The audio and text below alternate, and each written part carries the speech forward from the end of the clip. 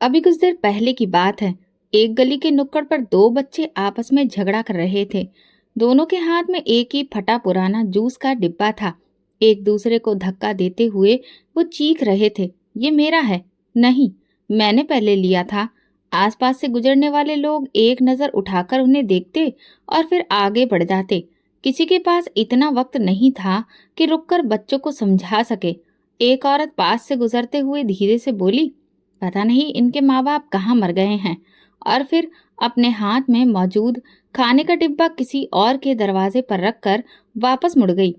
इसी समय एक साफ सुथरी चमचमाती हुई गाड़ी एक बंगले के सामने आकर रुकी। दरवाजा खुला और अभिमन्यु गाड़ी से उतरा। वाइट शर्ट पर ग्रे रंग का कोट और पैंट पहने। जैसी चमक उसकी आंखों में थी वैसी ही चमक उसके चेहरे पर भी थी। वो 4 साल के बाद अमेरिका से भारत लौटा था।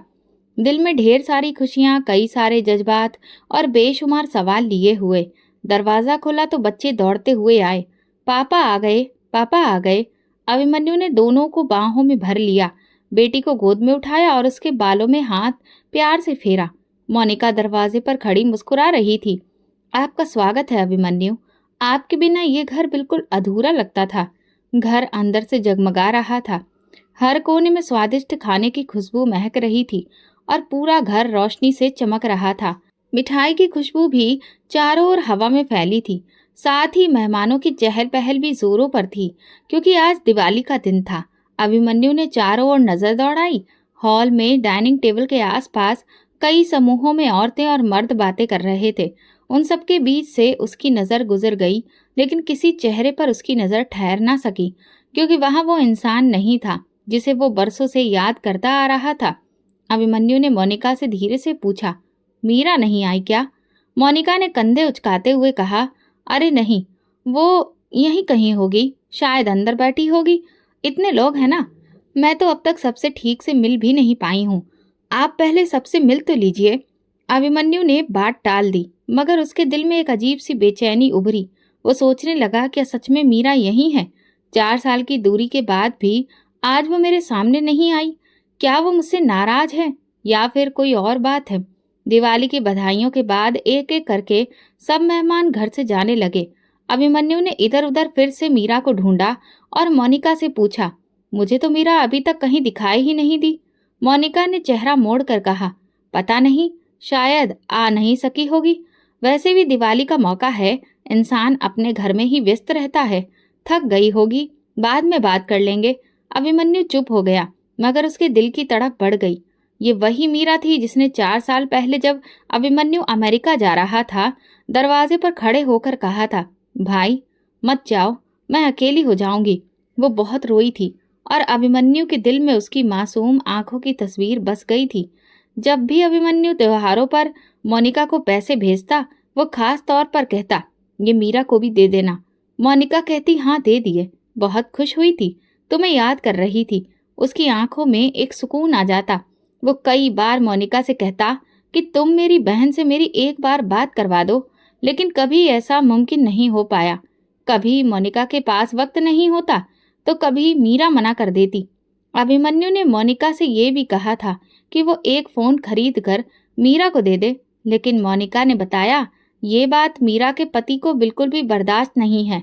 पैसे तो जैसे तैसे मैं चुपचाप दे देती हूँ, लेकिन फोन को छुपाना बहुत मुश्किल है। बेचारा अभिमन्यु बस महसूस करता रह जाता। वो नहीं चाहता था कि उसकी एक जिद के कारण मीरा का अपने पति से झगड़ा हो, लेकिन आज जब वो खुद यहाँ आया है तो मीरा सामने नहीं थी। वो सोचने लगा, क्या मीरा वाकई खुश है? क्या वो ठीक है? दिल में एक अजीब सी चुभन होने लगी। रात को जब सारे मेहमान चले गए और घर का शोर धीमा पड़ गया, तो अभिमन्यु ने मिठाई के कुछ डिब्बे उठाए और कहा, मैं मीरा के घर जा रहा हूँ। 2 दिन हो गए हैं, हर कोई हमसे मिलने आ रहा है सिवाय मीरा के। अब मुझे उससे मिलना ही होगा। मोनिका ने तुरंत रुख मोड़कर कहा, अभी इतनी रात को? वो सो गई होगी, कल चले जाना। नहीं, मैं आज ही जाऊंगा। अभिमन्यु के लहजे में जिद और प्यार दोनों थे। उसके हाथ में 2 मिठाई के डिब्बे थे जिन्हें उसने बड़े ही सलीके से तैयार किया था। साथ ही कुछ खाने के डिब्बे भी थे जिनमें तरह तरह के पकवान रखे थे। अभिमन्यु ने डिब्बे गाड़ी में रखते वक्त कहा, ये मीरा के लिए हैं। जब वो मुझे मिलेगी तो उसे बताऊंगा कि भाई ने सिर्फ उसके लिए ये सब कुछ अपने हाथों से पैक किया है। रास्ते पर अभिमन्यु सच में गमगीन था। गलियां बदलती गई पर अभिमन्यु का मन एक ही चेहरे के आसपास घूमता रहा, मीरा। कुछ मिनट बाद वो पुराने घर के सामने पहुंचा जो उसकी माँ ने मीरा के लिए छोड़ा था। अभिमन्यु ने मन में सोचा, शायद वो जैसे ही मुझे देखेगी गले लग जाएगी। 4 साल की दूरी पल भर में मिट जाएगी। लेकिन जब अभिमन्यु ने दरवाजे के सामने कदम रखा तो उसके कदम वहीं रुक गए। दरवाजे पर ताला था जिस पर जंग लगी थी। वो बिल्कुल बेजान लग रहा था, जैसे न जाने कितने वर्षों से किसी ने उसे खोला ही ना हो। अभिमन्यु ने एक लम्हा खामोशी में गुजारा, फिर से एक उम्मीद की, शायद मीरा किसी दावत पर गई हो, शायद वो देर से वापस आए। मगर ताला, वो तो खामोशी से चीख रहा था। फिर उसने ताले को धीरे से छुआ, जैसे उससे कुछ पूछ रहा हो, मगर ताला चुप रहा। अभिमन्यु ने नजरें दरवाजे की चौखट पर डाली। वही पुराना नक्शा, वही मिट्टी से अटा आंगन, मगर आज वो सब कुछ अजनबी सा लग रहा था। एक छोटा सा पौधा जो दरवाजे के पास था मुरझा चुका था। अभिमन्यु के दिल में कुछ टूटा।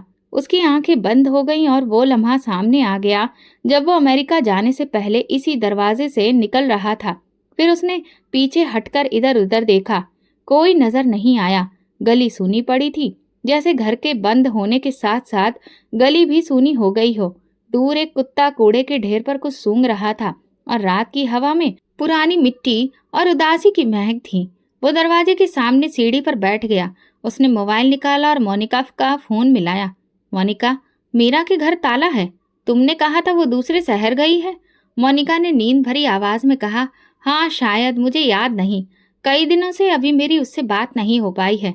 लेकिन तुम तो कहती थी कि तुम हर हफ्ते उससे मिलने जाती हो। हाँ, मैं पहले जाती थी, लेकिन अब मैं कुछ बिजी हो गई हूँ। अभिमन्यु ने फोन बंद कर दिया।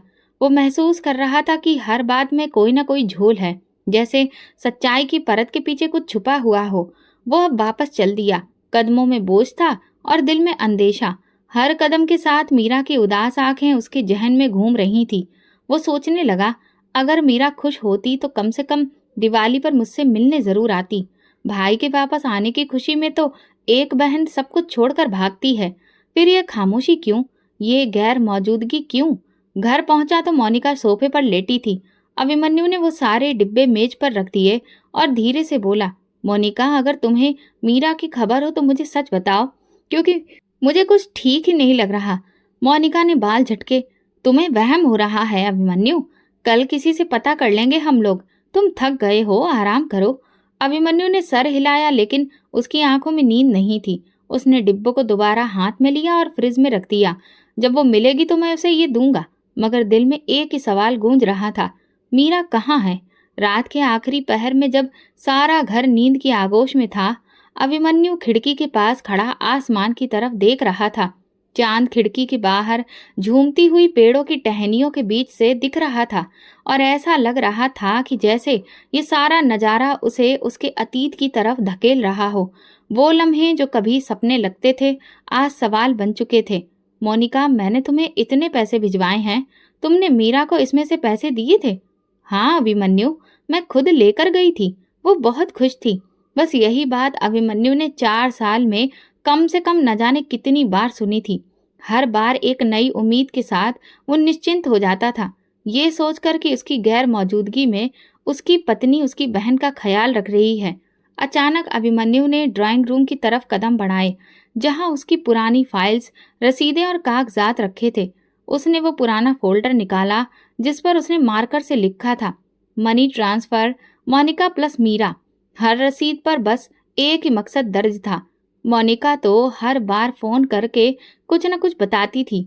आज मैं मीरा को लेकर बाजार गई, उसे नए कपड़े दिलवाए, चूड़ियां भी, यहाँ तक कि उसने जो गहने पसंद किए वो भी ले लिए। और अभिमन्यु सपनों में अपनी बहन को बाजार में घूमते मुस्कुराते देखा करता। अब उन सारी रसीदों को देखते हुए वो उन्हें हाथ में लिए जमीन पर बैठ गया। आंखें बंद की तो मीरा का चेहरा नजर आया, वही धुंधला सा चेहरा जो उसे गाड़ी के पास नजर आया था। वो चेहरा जो किसी लाचार इंसान के एहसास में नजर आता है। अगर उसे वो पैसे मिल रहे होते तो वो इस हाल में क्यों रह रही होती? अगर वो बाजार जाती तो उसकी आंखों में इतनी उदासी क्यों होती? अभिमन्यु का दिल डूबने लगा। जैसे जैसे वो रसीदें देखता गया, अंदर एक गहरी तकलीफ बुनती गई। अगली सुबह अभिमन्यु बहुत खामोश था। बच्चों ने गले लगाया, खुशी से बातें की, मगर उसका दिल किसी और ही दुनिया में था। नाश्ते की मेज पर मोनिका पहले से ज्यादा व्यस्त थी। वो कहने लगी, अभिमन्यु, सब कुछ कितना अच्छा रहा ना। सब लोग बहुत तारीफ कर रहे थे। अभिमन्यु ने नरमी से कहा, मोनिका, एक बात पूछूं? हाँ जरूर। मीरा को जो भी पैसे मैं भेजता था, तुम क्या सच में उसे देती थी? मोनिका कुछ लम्हे चुप रही, फिर बोली, ये कैसा सवाल हुआ? तुम्हें मुझ पर शक है? नहीं, बस सवाल था, क्योंकि वो मुझे अब तक मिली ही नहीं और उसके घर का हाल देखकर दिल परेशान है। मोनिका ने नाराजगी से कहा, अभिमन्यु, मैं तुम्हारी पत्नी हूँ, कोई अजनबी नहीं। अगर तुम्हें मुझ पर भरोसा नहीं तो फिर फायदा क्या है? बात सिर्फ भरोसे की नहीं है, बात मीरा की है, मेरी बहन की। मैं जानना चाहता हूँ कि कहीं वो हमारी लापरवाही का शिकार तो नहीं हो गई। मोनिका तुरंत तुनक कर किचन में चली गई। अभिमन्यु ने बात आगे नहीं बढ़ानी चाहिए, मगर उसके दिल में एक और आग भड़क चुकी थी। उसी दिन शाम को अभिमन्यु की मुलाकात एक पुराने जानने वाले से हुई, जो मीरा के मोहल्ले के पास ही रहता था। यार, मीरा का हाल क्या है, कुछ पता है? तुम तो उसी गली में रहते हो ना? अभिमन्यु ने पूछा। वो शख्स थोड़ा सा झिझका, फिर बोला, अभिमन्यु भैया, सच पूछो तो काफी अरसे से मीरा दीदी को नहीं देखा। उनके पति के देहांत के बाद उनके हालात काफी खराब हो गए थे। क्या? पति का देहांत? ये सुनते ही अभिमन्यु का दिल धड़क उठा। हाँ, उनका पति एक बीमारी का शिकार हो गया था। धीरे धीरे कमजोर होता चला गया और कुछ महीने पहले ही उसकी मौत हो गई। उसके बाद मीरा दीदी घर से निकल गई। कहाँ गई पता नहीं। मोहल्ले वालों का कहना है कि शायद उन्हें घर से निकाल दिया गया था। अभिमन्यु के कदमों तले से जमीन निकल गई। वो शख्स जाते जाते कह गया, कभी कभी तो मैं सोचता हूँ कि इतनी शरीफ लड़की और उसका ऐसा हाल। किसी ने तो उसका हक मारा है। रात को अभिमन्यु की आंख नहीं लग सकी। मीरा की वो आंखें, वो रसीदें, वो खाने के डिब्बे, सब एक साथ उसकी आंखों के सामने घूम रहे थे। वो धीरे से बड़बड़ाया, मैंने अपनी बहन को मोनिका के भरोसे छोड़ा था, मगर शायद वो भरोसा धोखा बन गया और उसी पल उसे यकीन हो गया कि मीरा तक ना तो पैसे पहुंचे, ना उसका प्यार, ना ही सुरक्षा। क्योंकि जिस तरह से मोनिका ने उसके पति की मौत की बात छुपाई थी, उससे साफ हो गया था कि उसकी बहन तक एक पैसा भी नहीं पहुंचा। 3-4 दिन गुजर चुके थे। अभिमन्यु हर शाम शंभू की मिठाई का डिब्बा लेकर मीरा के दरवाजे पर जाता, कुछ लम्हे रुकता, ताला देखता और खामोशी से लौट आता, जैसे कोई उम्मीद बाकी हो कि शायद आज वो दरवाजा खुले, शायद आज मीरा अंदर से बाहर आवाज दे, भैया आप आ गए। मगर हर बार वही ताला, वही सन्नाटा, वही सवाल जो दिल को चीरते ही जा रहे थे। फिर अभिमन्यु ने फैसला किया कि अब ये खेल खामोशी से नहीं खेला जाएगा। अब उसके दिल में जो गुस्से की आग जल रही थी, वो और भड़क चुकी थी और हर गुजरा लम्हा उसे अंजाम की तरफ धकेल रहा था, जिससे वो डरता था। शाम की हल्की रोशनी में अभिमन्यु दोबारा मीरा के घर के सामने खड़ा था। दरवाजे रोज की तरह बंद था, मगर आज उसकी नजर जंग लगे ताले पर नहीं, बल्कि आसपास की दीवारों पर थी, जिन्होंने महीनों से इस बंद दरवाजे को देखा था। उसने दाईं तरफ वाले घर की घंटी बजाई। कुछ देर के बाद एक अधेड़ उम्र की औरत दरवाजे पर आई। नमस्ते बहन जी, मैं अभिमन्यु हूँ, मीरा का भाई। वो औरत चौंकी, फिर चेहरे पर संजीदगी छा गई। जी, मैं पहचान गई, काफी साल हो गए आपको देखे हुए। दरअसल मैं अमेरिका में था, 2 दिन पहले ही वापस आया हूँ। मीरा के घर आ रहा हूँ, लेकिन हर रोज यहाँ ताला ही देखता हूँ। आपको कुछ पता है कि वो कहाँ गई है? औरत ने ठंडी सांस ली, फिर कहा, ये घर तो कई महीनों से बंद है। कई महीनों से? अभिमन्यु की सांस रुक गई। जी, पहले तो कभी कभी घर में रोशनी नजर आ जाती थी, मगर पिछले 8-9 महीनों से यहाँ कोई आया ही नहीं। लेकिन वो रहती कहाँ है? उसका पति, बच्चा? ये सुनते ही उस औरत का लहजा और भी गंभीर हो गया। उसका पति तो बहुत कमजोर और बीमार था। 2 साल पहले सुना कि वो मर गया। मीरा कुछ दिन बाद घर से चली गई। किसी ने कहा उसे निकाल दिया गया, किसी ने कहा वो खुद ही चली गई। अब सच्चाई क्या है ये तो भगवान ही जानता है, मगर इतना जरूर है कि वो अब यहाँ नहीं रहती। अभिमन्यु की आंखें फटी की फटी रह गईं, जैसे यकीन ही नहीं हो रहा था कि जो कुछ वो सुन रहा है वो सच हो सकता है। आपने मोनिका को कभी यहाँ आते देखा? मेरी पत्नी को? वो औरत हिचकिचाते हुए बोली। शुरू में आती थी कभी कभार, मगर पिछले 2 साल से तो एक बार भी नहीं दिखी। अभिमन्यु का दिल डूबने लगा।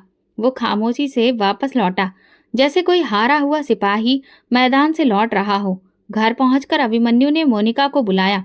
मोनिका, सच सच बताओ, मेरी बहन कहाँ है? मोनिका चौंक कर बोली, मैंने तो कहा था ना कि वो शायद दूसरे शहर चली गई हो। शायद या पूरे यकीन से? अभिमन्यु, तुम मुझ पर शक कर रहे हो? नहीं, मैं सिर्फ अपनी बहन को ढूंढ रहा हूँ। वो जिस घर में रहती थी वो महीनों से बंद है। लोग कहते हैं वो चली गई।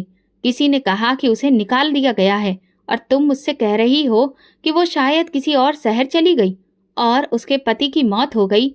ये बात तुमने मुझे बताना जरूरी नहीं समझा? ये सुनते ही मोनिका ने अपनी नजरें चुरा ली। देखो अभिमन्यु, मैं तुम्हें ये बात इसलिए नहीं बता पाई क्योंकि खुद मीरा ने मना किया था। उसने कहा था कि ये बात अपने भाई को मैं नहीं बताना चाहती, वरना वो वहाँ देश में अकेला है, वो बहुत ज्यादा परेशान हो जाएगा और मेरी खातिर सारा काम छोड़कर वापस आ जाएगा। उसकी दी हुई कसम की वजह से ही मैंने ये बात छुपाई।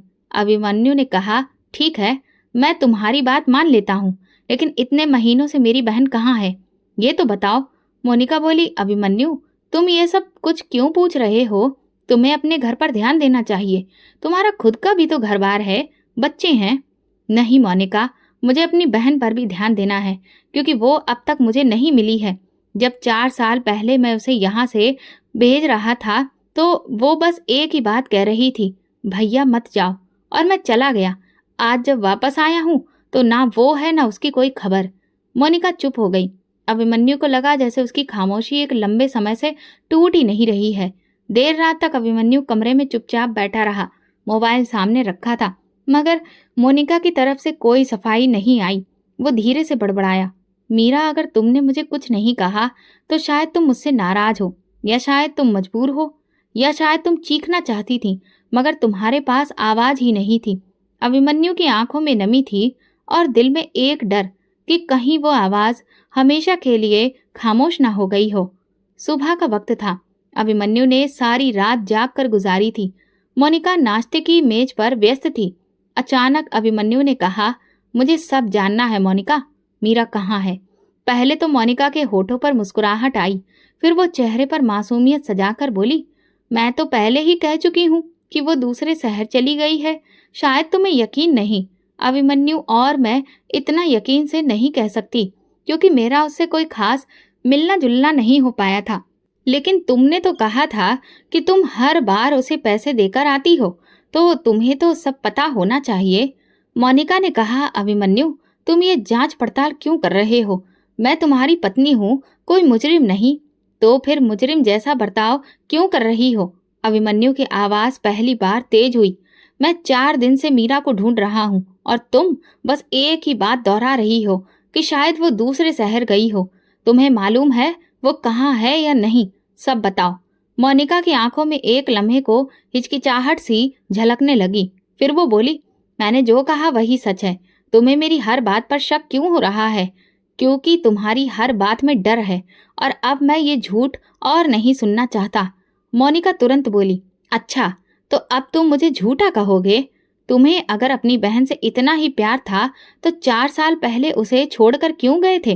तुम तो वहां अमेरिका के मजे ले रहे थे और मुझे यहाँ मीरा के पीछे लगा दिया। अभिमन्यु का दिल घबरा गया।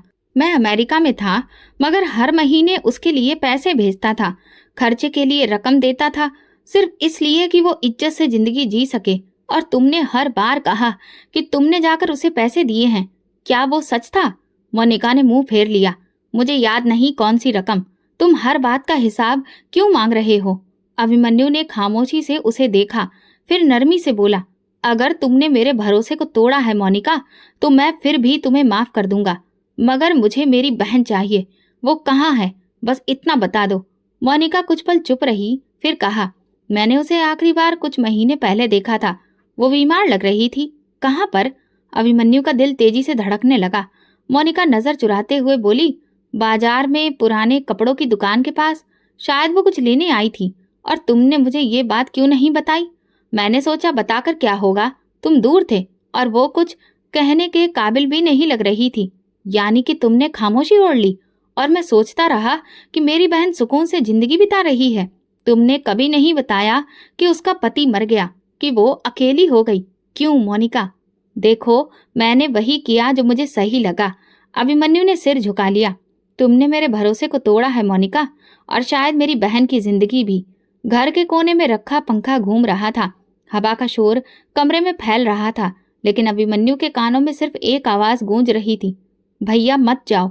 वो उठा, कमरे से बाहर निकला और खुद से बोला, अगर मोनिका मुझे नहीं बताएगी तो मैं खुद उसे ढूंढ लूंगा, लेकिन अब ये तलाश रुकेगी नहीं, चाहे मुझे शहर के हर कोने में जाना पड़े।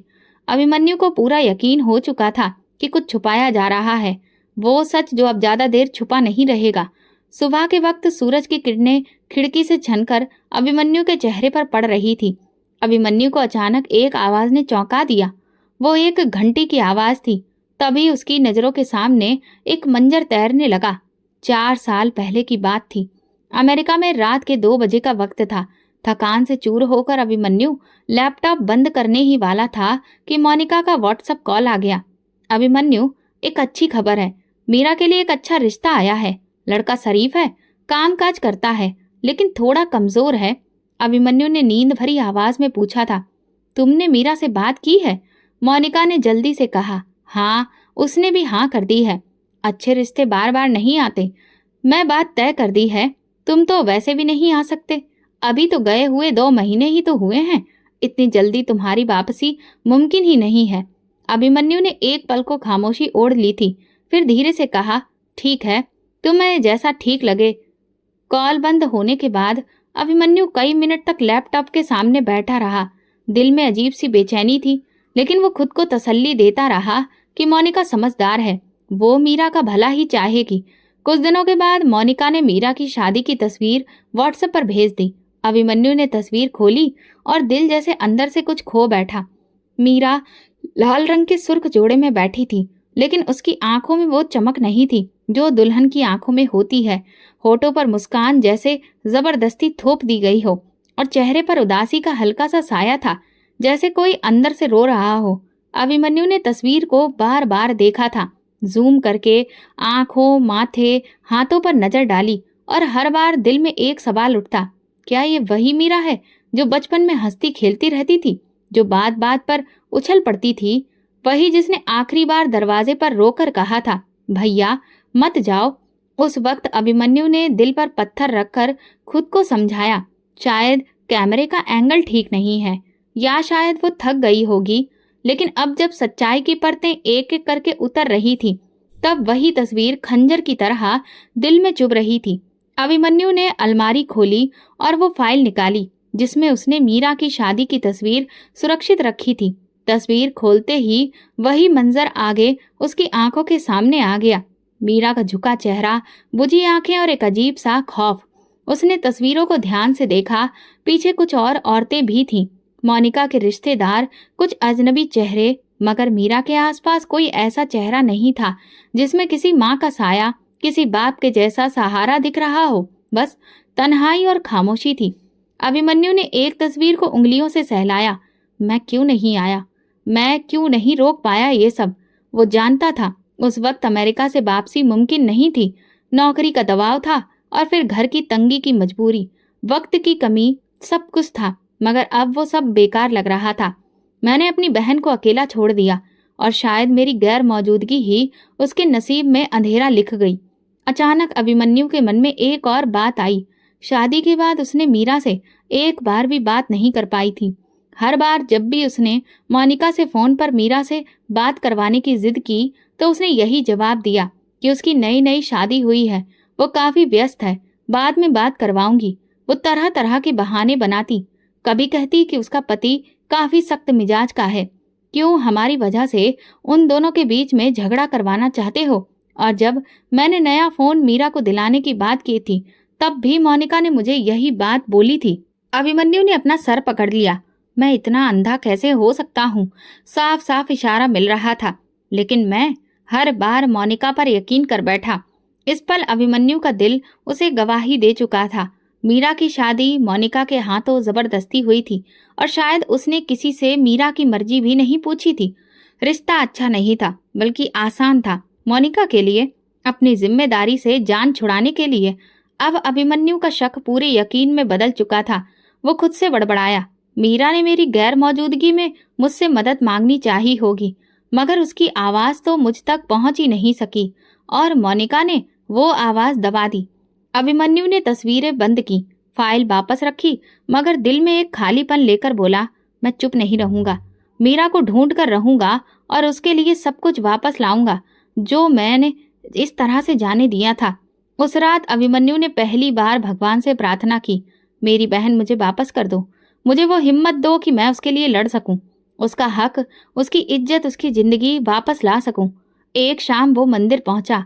हवा में हल्की ठंडक थी, हल्की सी खनक और खुशबू फैली थी, जिसमें जैसे आसमान से सुकून उतर रहा हो। लेकिन अभिमन्यु का दिल सुकून महसूस नहीं कर पा रहा था। वो धीरे धीरे चलते हुए मंदिर के सामने वाले बाजार की तरफ आया, जहां गरीब लोगों को खाना खिलाया जाता था। आज वहां अच्छा खासा लोगों का हुजूम था। सफेद गाड़ी का पिछला दरवाजा खुला हुआ था। गाड़ी के अंदर से एक बुजुर्ग सख्त प्लास्टिक की थैलियों में खाना निकालकर लोगों में बांट रहा था। लोग लाइन लगाने की बजाय एक दूसरे को धक्का दे रहे थे और औरतें बच्चों को आगे कर रही थीं।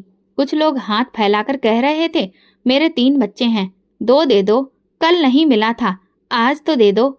इसी शोर में अचानक एक झटका सा लगा और एक छोटा बच्चा जमीन पर गिर गया। उसका सर फुटपाथ से टकराया, काफी तेज। लोग एक लम्हे को पीछे हट गए। अरे ये बच्चा तो जख्मी हो गया है। अभिमन्यु चौंक पड़ा। बच्चे के सर से खून बह रहा था और वो जोर जोर से रो रहा था।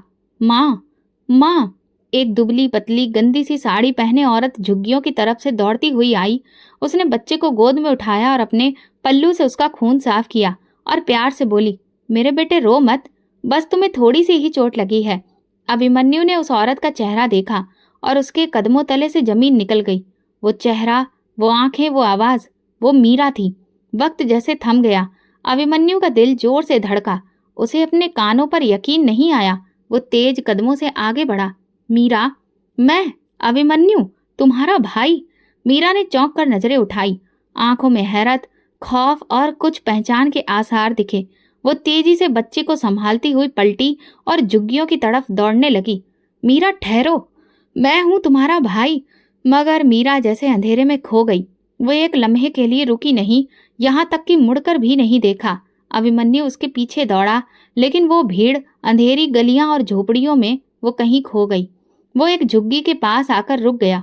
सामने कुछ और झोपड़ियां थीं, बस, और प्लास्टिक की चादरें, कुछ जलते हुए दिए और कुछ भूखे चेहरे। मीरा कहीं नजर नहीं आई। अभिमन्यु की सांसें टूटने लगी थीं। वो जमीन पर बैठ गया और हाथों में चेहरा छुपाकर रोने लगा।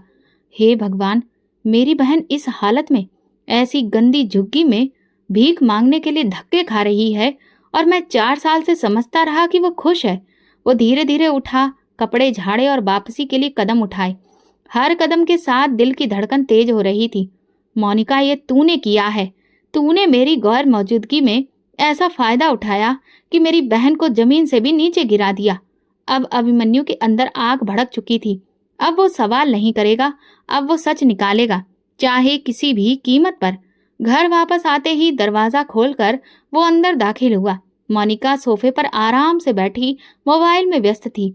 अभिमन्यु ने एक नजर उस पर डाली और जहर भरी आवाज में कहा, तेरी हर खामोशी का जवाब आज मुझे मिल गया।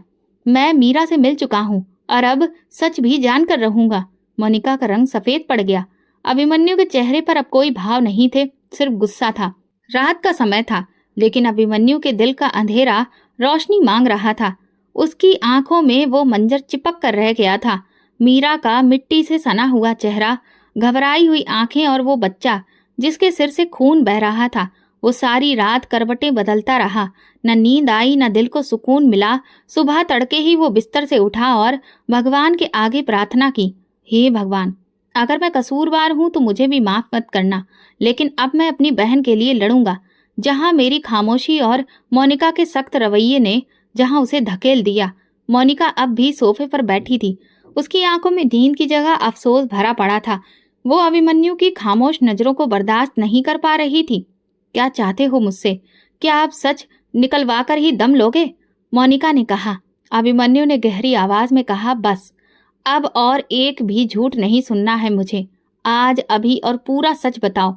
मोनिका ने कुछ पल खामोशी से अभिमन्यु को देखा, जैसे उसके अंदर की दीवारें टूटने को हों।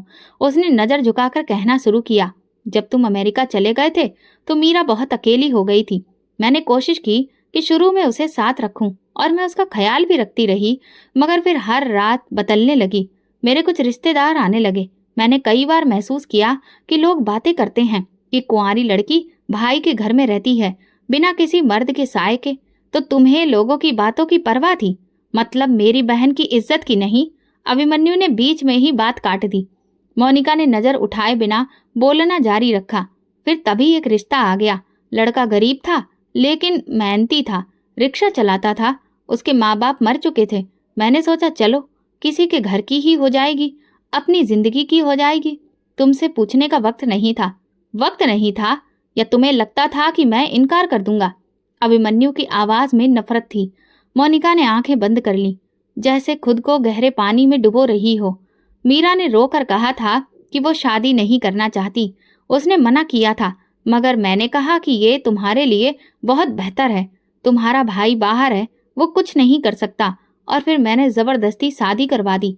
अभिमन्यु के अंदर जैसे कोई धमाका हुआ। तुमने जबरदस्ती ऐसा किया? वो कराह कर रह गया। मोनिका की आवाज में अब घबराहट थी। मगर कुछ ही सालों में उसका पति मर गया। उसे पैरालिसिस का अटैक पड़ा था। मैंने उससे कहा कि वापस अपनी माँ के घर चली जाओ, मैं तुम्हें नहीं रख सकती।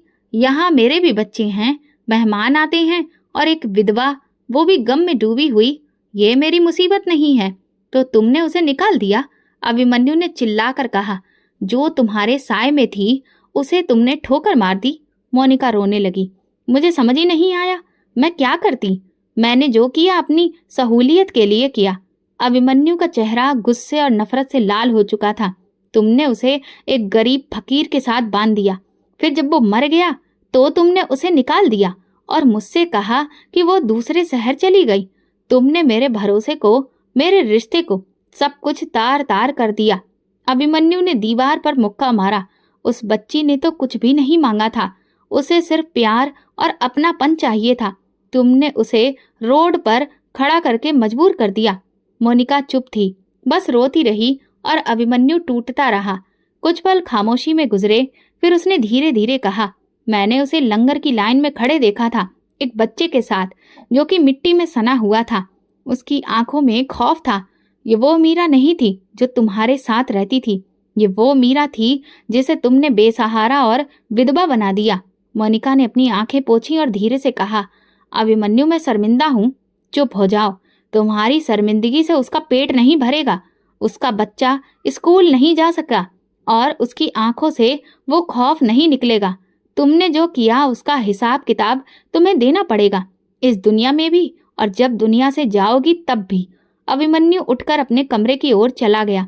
दिल दिमाग सब बोझ से झुके हुए थे। उसे अब यकीन हो चुका था कि उसकी बहन सिर्फ विधवा नहीं हुई थी, सिर्फ गरीब नहीं हुई थी, वो अपनी ही भाभी के हाथों बर्बाद हो चुकी थी। और अब उसे मीरा के लिए इंसाफ लेना था, चाहे इसके बदले में रिश्ते ही क्यों न टूट जाएं। झुग्गियों का इलाका शहर से थोड़ा हटकर था। तंग गलियां, गंदे नाले, प्लास्टिक की छतों से बनी छतें और मिट्टी और पत्थरों से खड़ी की गई दीवारें। अभिमन्यु के कदम ऐसी जमीन पर कभी नहीं पड़े थे। वो हमेशा साफ सुथरी सड़कों, रोशन दुकानों और खुशबूदार कमरों में ही रहा था, मगर आज वो हर बदबू, हर गंदगी, हर तंग रास्ते को चीरता हुआ सच्चाई के करीब जा रहा था, जिसे बरसों तक उसने नजरअंदाज किया था। उसके हाथ में सिर्फ एक छोटा सा थैला था, जिसमें बच्चों के बिस्किट, जूस के डिब्बे और एक सफेद जर्दा रखी थी। वो दिल में बेशुमार प्रार्थनाएं और आंखों में नमी लिए झुग्गियों में दाखिल हुआ। मीरा! अभिमन्यु ने झुग्गी के दरवाजे पर खड़े होकर पुकारा। मीरा, मैं अभिमन्यु हूँ, तेरा भाई। अंदर से कोई जवाब नहीं आया, सिर्फ हल्की सी खांसी की आवाज सुनाई दी। अभिमन्यु ने धीरे से पर्दा हटाकर अंदर झांका। छोटा सा कमरा था। फर्श पर बोरी बिछी थी। एक कोने में झूला पड़ा था जिस पर धूल जमी हुई थी। दूसरे कोने में 2 मिट्टी के प्याले और एक फटा हुआ कंबल था। एक धुंधला सा चेहरा दीवार से टेक लगाए आंखें बंद किए बैठा था। उसका चेहरा बेहद कमजोर, पीला और बेजान था। बाल उलझे हुए, चेहरे पर थकान और बीमारी के साफ आसार थे। उसके साथ एक छोटा बच्चा बैठा था जिसका पेट फूला हुआ और आंखें अंदर को धसी हुई थीं। अभिमन्यु का दिल घबरा गया। मीरा, मीरा ने धीरे से आंखें खोली। कुछ पल अभिमन्यु को देखती रही, जैसे यकीन नहीं आ रहा हो। फिर एकदम उसके होंठों से निकला, भैया, और अगले ही पल वो फूट फूट कर रोने लगी। अभिमन्यु दौड़कर उसके पास आ गया, उसे सीने से लगा लिया। मीरा मेरी बहन, मैं आ गया हूँ, मुझे माफ कर दे, मैंने बहुत देर कर दी। मीरा बच्चों की तरह बिलक बिलक कर रो रही थी। उसके आंसू अभिमन्यु की कमीज भिगो रहे थे और अभिमन्यु के दिल की दीवारें गिर रही थी। भैया, मुझे क्यों छोड़ दिया? मैं अकेली हो गई थी, सबने निकाल दिया, तुम भी नहीं आए। अभिमन्यु की आंखें भीग गईं। नहीं मीरा, मैं तुम्हें कभी नहीं छोड़ना चाहता था। मैं तो समझता रहा कि तुम खुश हो। मोनिका मुझसे कहती रही कि तुम ठीक हो। मैं बेखबर था, मगर अब नहीं, अब मैं आ गया हूँ। बच्चा जोर जोर से रो रहा था। अभिमन्यु ने पहले से जूस निकाला और उसके होंठों से लगाया। बच्चा फौरन उसे पीने लगा, जैसे वो कई दिनों की प्यास से परेशान हो। अभिमन्यु ने मीरा को पानी दिया तो उसके हाथ कांप रहे थे। तुमने कुछ खाया है? अभिमन्यु ने पूछा। मीरा ने इनकार में सिर हिलाया। कल से कुछ नहीं खाया, कोई काम ही नहीं मिला और जो भीख मिली थी वो भी खत्म हो गई। अभिमन्यु के अंदर आग भड़कने लगी। और तुम यहाँ अकेली हो? मीरा ने धीरे से कहा। कुछ झुग्गी वालों ने मदद दी, पर यहाँ भी हर रोज ताने, हर रोज धक्के। बस बच्चे की खातिर जी रही हूँ। अभिमन्यु ने उसके सिर पर हाथ रखा। अब नहीं, अब एक दिन भी नहीं। तुम मेरे साथ चलोगी अभी, इसी वक्त? मीरा ने आंखों में नमी लिए पूछा। क्या तुम ले जा सकते हो मुझे? क्या मोनिका मुझे रहने देगी? मोनिका मेरे फैसले की हकदार नहीं रही। उसे जो करना था वो कर चुकी है। अब मैं अपना हिसाब किताब खुद साफ करूंगा और तुम्हारा हक, तुम्हारी इज्जत, तुम्हारी जिंदगी मैं वापस लाऊंगा। मीरा ने अभिमन्यु का हाथ थामा और पहली बार उसके चेहरे पर एक धुंधली सी मुस्कान उभरी, जैसे बरसों बाद उसे यकीन आया हो कि वो अकेली नहीं रही। अभिमन्यु ने झुग्गी के कमरे पर आखिरी नजर डाली। उस कमरे में एक बहन की बेबसी, भूख और बंद जिंदगी थी। उसने अपने आंसू साफ किए और धीरे से कहा, मैं वादा करता हूँ मीरा, अब जो हुआ वो कभी नहीं होगा। अब हर दिन, हर लम्हा सिर्फ तुम्हारी इज्जत, तुम्हारी खुशी, तुम्हारी नई जिंदगी की शुरुआत होगी। और वो उसे अपने साथ लेकर वहां से निकल गया, एक नए दिन, नए सफर और एक नए इंसाफ की तलाश में। रात के समय अभी भी पूरी तरह से छट नहीं पाया था, मगर अभिमन्यु के अंदर रोशनी का एक नया चिराग जल चुका था। मीरा उसके साथ थी, कमजोर, बीमार, जख्मों से लिपटी, मगर अब वो अकेली नहीं थी। सुबह की ताजा हवा में जब अभिमन्यु अपनी बहन और उसके बच्चे के साथ घर लौटा, उसके कदम मजबूत और निगाहें सख्त थीं। घर का दरवाजा खुला तो मोनिका दरवाजे पर खड़ी थी। उसके चेहरे पर हैरत, बेचैनी और थोड़ा सा खौफ भी था। मीरा को देखकर वो जैसे पत्थर की हो गई। अभिमन्यु ने कोई बात किए बिना मीरा को अंदर ले जाकर मेहमानों वाले कमरे में बिठाया, कंबल दिया, पानी पिलाया और बच्चे को सीने से लगाकर तसल्ली दी। फिर वो वापस मोनिका के पास आया। मोनिका, मैंने आज फैसला कर लिया है और इस बार कोई बहस नहीं होगी। मोनिका ने आंखें झुका ली, जैसे जानती हो कि जो बात आने वाली है वो गुनाह का फैसला है। मैं तुम्हें तलाक दे रहा हूँ। मोनिका के कदम लड़खड़ा गए। क्या? अभिमन्यु, तुम होश में तो हो? पूरे होश में हूँ और इसी होश में मैं ये कदम उठा रहा हूँ। तुमने मेरे भरोसे, मेरे रिश्ते, मेरी बहन को रौंद डाला। उसकी बेबसी, उसकी भूख और आंसू तुम्हारी जमीन पर कभी बोझ ना बने, लेकिन मेरे लिए वो हर रात का खौफ बन गए। मोनिका ने रोना शुरू कर दिया। अभिमन्यु, मुझसे गलती हो गई, मगर मैं इतनी बड़ी सजा के काबिल नहीं। ये सजा नहीं, इंसाफ है। मैंने जो साल तुम्हारे साथ गुजारे वो तुम्हारा अधिकार था, मगर जो साल मेरी बहन ने जिल्लत से गुजारे उसका हिसाब तो अब तुम्हें चुकाना होगा ना। उसके बाद अभिमन्यु ने वकील को फोन किया और तुरंत ही तलाक की कानूनी कार्रवाई शुरू करवा दी। अगले कुछ दिनों में अभिमन्यु के लिए तलाक लेना किसी मिशन की तरह था। वो मीरा को पास के अस्पताल लेकर गया, जहां पता चला कि इस वक्त मीरा गंभीर खून की कमी और डिप्रेशन का शिकार है। डॉक्टर ने उसे पूरी तरह से आराम करने और खुश रखने की सलाह दी। अभिमन्यु ने घर में मीरा के लिए एक नया कमरा तैयार करवाया, जिसमें नरम बिस्तर, अच्छी रोशनी और आरामदेह माहौल था। वो खुद उसके लिए खाना बनाता, दवाइयाँ वक्त पर देता और उसे एहसास दिलाता कि वो बिल्कुल सुरक्षित है। उसका बेटा, जिसका नाम मोहित था, कमजोर मगर समझदार बच्चा था। अभिमन्यु उसे पास के स्कूल में एडमिशन कराने ले गया। स्कूल के प्रिंसिपल से बात की और फिर फॉर्म भर दिया। पहले दिन वो मोहित को स्कूल के गेट तक छोड़ने गया। मोहित ने स्कूल के गेट पर अभिमन्यु का हाथ मजबूती से पकड़ा। मामा, आप मुझे छोड़कर तो नहीं जाएंगे ना? अभिमन्यु ने झुककर उसके माथे को चूमा। नहीं बेटा, अब कभी नहीं। मीरा आहिस्ता आहिस्ता बेहतर होने लगी थी। उसके चेहरे पर थकी थकी सी मुस्कुराहट उभरने लगी थी। वो अभिमन्यु से बातें करने लगी थी। बच्चे के होमवर्क में हाथ बटाती और शाम को घर के आंगन में बैठकर आसमान को ताकती रहती, जैसे बरसों के बाद उसे ये सुकून मिला हो। मगर एक दिन जब अभिमन्यु उसके लिए कपड़े खरीदने बाजार गया और वापसी पर घर आया तो देखा कि मीरा सोफे पर बैठी रो रही है। उसके हाथ में एक पुरानी फाइल थी जिस पर धूल जमी हुई थी। ये क्या है?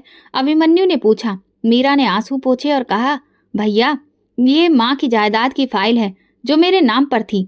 हाँ, वही मकान जिसमें तुम रहती थी। मीरा ने सिर हिलाया। हाँ, लेकिन अब ये फाइल मेरे नाम पर नहीं है। अभिमन्यु चौंक गया। क्या मतलब?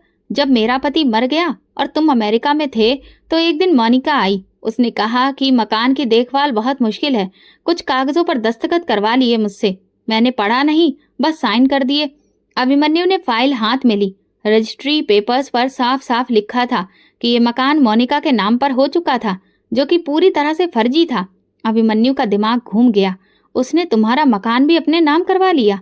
मीरा ने सिर झुका लिया। भैया, मुझे लगा शायद तुमने ही कहा होगा। अभिमन्यु की आंखों में आंसू उतर आए। मीरा, मैं तुम्हें कभी भी बेघर करने के बारे में सोच भी नहीं सकता। उसने तुमसे तुम्हारा आखिरी सहारा भी छीन लिया।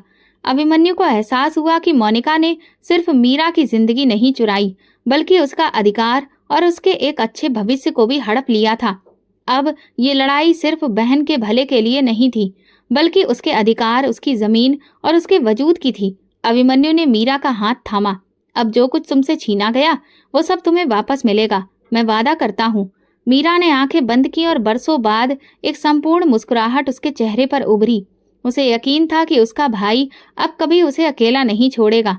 घड़ी की सुइयां धीरे धीरे गहराई में डूब रही थी, मगर अभिमन्यु की आंखों में नींद का नामो निशान नहीं था। मीरा के चेहरे पर सुकून था। बच्चा आराम से सो रहा था और घर में बरसों के बाद एक खामोशी महसूस हो रही थी। लेकिन अभिमन्यु के दिल में तूफान उठ रहा था। वो तूफान जो सच्चाई जानने के बाद सिर्फ खामोश बैठकर नहीं रहता, बल्कि इंसाफ की पुकार बनकर बाहर निकलता है। पहले रसीदें और पुराने दस्तावेज अभिमन्यु के सामने थे और अब शब्दों के पीछे छुपी साजिश को समझने की कोशिश कर रहा था। मीरा की जायदाद की हकीकत सामने आ चुकी थी, मगर अभिमन्यु को एक और शक सता रहा था।